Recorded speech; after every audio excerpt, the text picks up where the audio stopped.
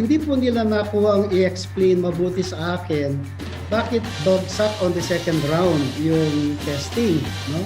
At the same time, when I was observing, nakita ko may nakasakay na technician sa loob ng kotse while the test is going on.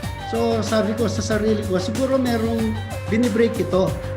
So I asked the facility manager, sabi ko, is there a human intervention sa testing na ito? Ang unang sagot sa akin, wala po. Na yung sa kanilang reading po, nung sinubject sa test yung sasakyan, nakita nilang may kakulangan do sa threshold no sa preno.